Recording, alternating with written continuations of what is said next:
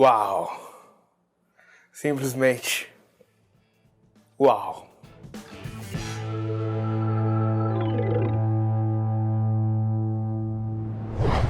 Olá todo mundo, eu sou o Cast e sejam muito bem-vindos ao meu canal. No vídeo de hoje vamos falar sobre o tão esperado e aguardado e tão pedido Snyder Cut. E a primeira coisa que eu tenho pra comentar é que, cara, que bom que esse filme realmente aconteceu. Foi algo tão pedido e houve um clamor tão grande na internet, os atores se envolveram, a famosa hashtag Release the Snyder Cut. Foi uma jornada muito boa, olhando assim em retrospecto. É bom ver uma obra do jeito que seu autor a concebeu. Esse filme me lembrou muito Batman vs Superman. E de Batman vs Superman, eu saí da sessão na época que a gente podia ir no cinema, com um sentimento conflitante. Porque tem inúmeras coisas naquele filme que eu amo, só que tem inúmeras coisas que eu detesto. E depois de sair, de muito pensar, analisar, ouvir podcasts, críticas, eu concluí que Batman vs Superman não é um filme que me agrada. Apesar de seus acertos, na balança os erros são muito maiores e muito mais densos. E esse Liga da Justiça que foi lançado é um resultado direto do Batman vs Superman. Então, já partimos de um ponto onde já não é muito do meu agrado. Porém, Liga da Justiça de Zack Snyder me surpreendeu, porque eu saí desse filme gostando dele, gostando de verdade dele. Então, chega de enrolação, vamos falar do filme em si.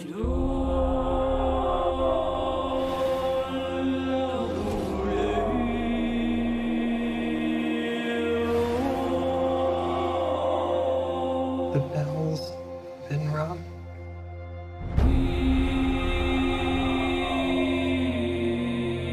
Out in the dark, among the stars, the god is dead.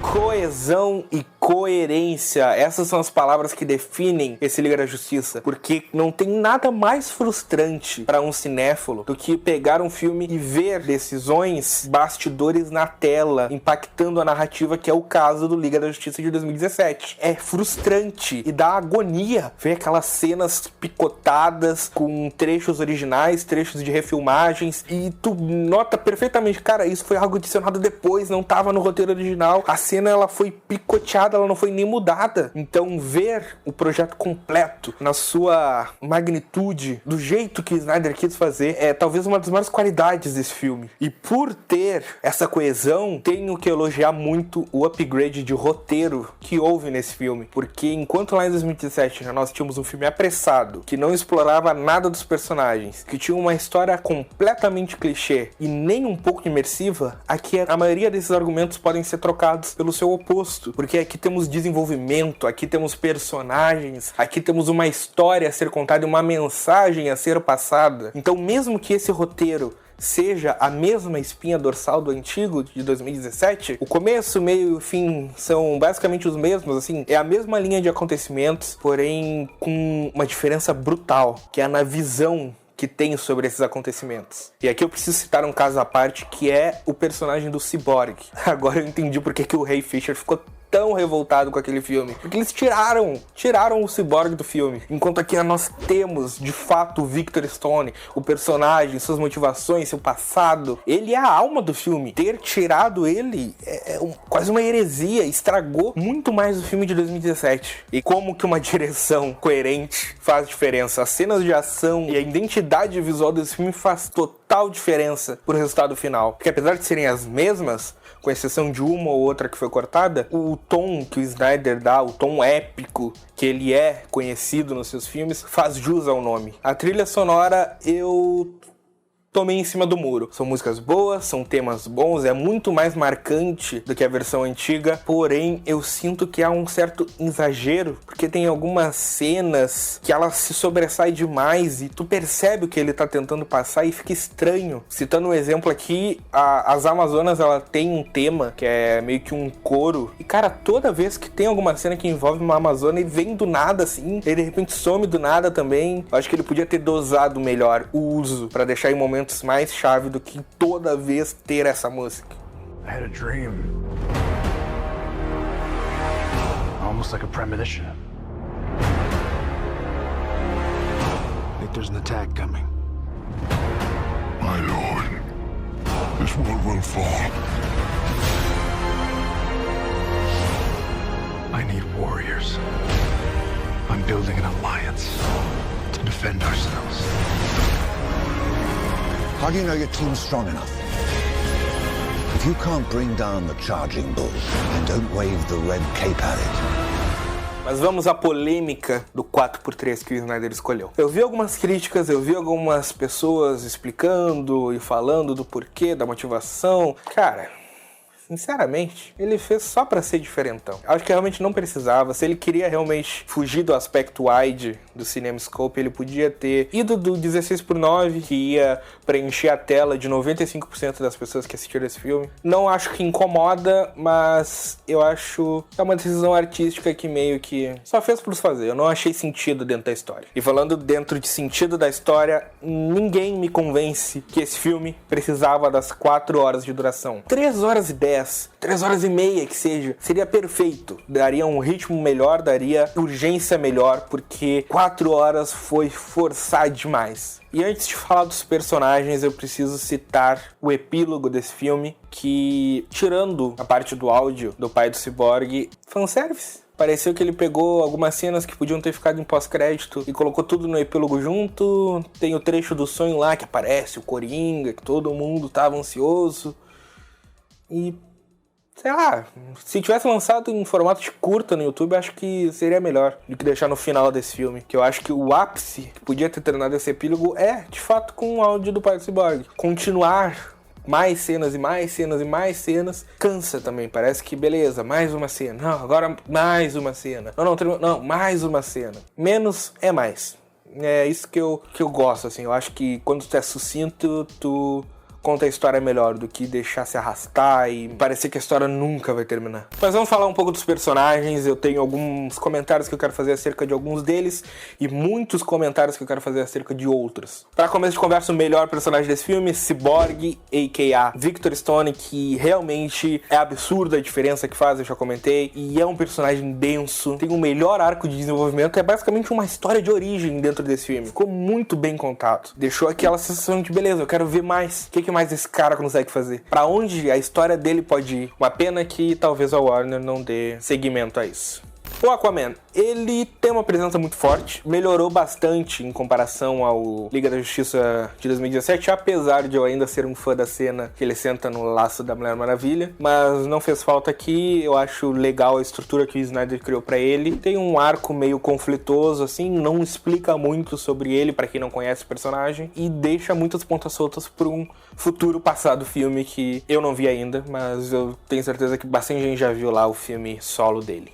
Mulher Maravilha, ela é quem protagoniza alguma das melhores cenas de ação desse filme. A fisicalidade da Gal Gadot é muito boa. A cena no começo lá, que tinha já no filme de 2017, com a edição e com toda a visão do Snyder, é outra cena, apesar de ser a mesma cena. E ela impõe respeito e é uma heroína muito marcante. Porém, eu senti falta de personalidade no sentido mais de que, cadê a Diana? Eu senti que teve muito mais Mulher Maravilha do que Diana, e eu acho que faz falta um pouco de humanidade, apesar dela ser basicamente uma deusa. Então eu acho que ela serviu muito mais como protagonista de ação. Ela protagoniza alguns diálogos muito artificiais também, com frases objetivamente feitas para ser só umas frasinhas de efeito. Então acho que faltou substância. O roteiro meio que negligencia um arco para ela, meio que não existe. Ela é só a pessoa que sabe as histórias e uma personagem forte pro grupo para poder lutar junto.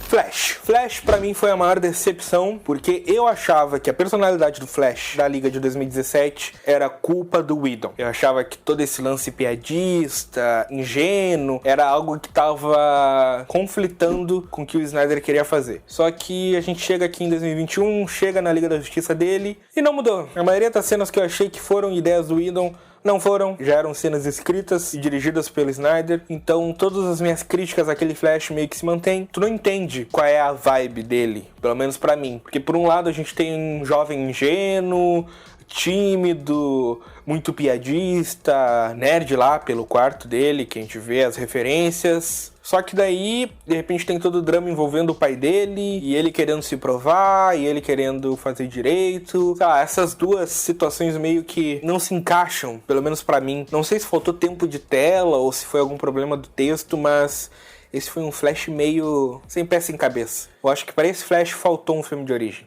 Indo pro Batman, nosso querido Homem-Morcego, o problema dele é antecedentes. Não gosto da ideia do Batman da Liga da Justiça ser o Batman de 20 anos de experiência. Não gosto, ninguém vai conseguir me convencer do contrário. Eu acho que é o Batman errado pro local errado. Porém, analisando a proposta, obviamente eu não vou analisar aquilo que eu gostaria que fosse, mas aquilo que é, eu acho que esse Batman sofre muito do fim do Batman vs Superman. Minha crítica, aquela cena da Marta e o jeito como ele de uma hora pra outra muda assim, e de repente é um cara que quer salvar e quer honrar a memória do Superman, não me convence, acho que não convence ninguém, e esse Batman do Liga da Justiça é um resultado disso. Ele nesse filme em si tá bem, um Batman muito melhor do que a versão de 2017, com base no que aconteceu no Batman vs Superman, as ações dele estão muito mais motivadas do que estavam na versão de 2017, só que de novo, ele é o resultado de algo que eu não gosto. Antes de falar do Superman, eu tenho que falar um pouco do Steppenwolf, porque eu acho que ele é um vilão que teve uma melhora absurda em relação à sua versão em 2017. Eu não tô falando apenas do visual, como 1 milhão de memes já mostrou, mas também tô falando a respeito da narrativa dele. Toda a imersão, a busca por redenção, o medo que ele sente perante seu mestre é algo incluído nessa versão aqui e realmente constrói melhor o personagem. Só que existe um problema, a gente meio que se acostumou mal com vilões ultimamente, que os vilões, tanto Marvel quanto DC,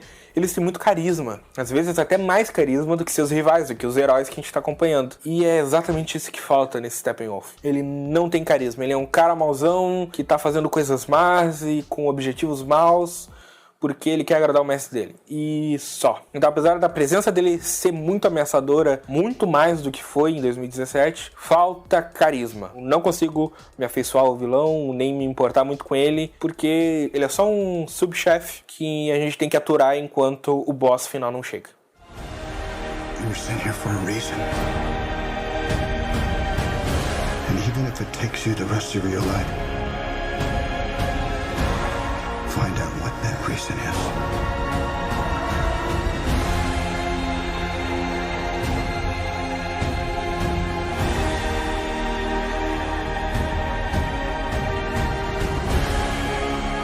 They said the age of heroes would never come again.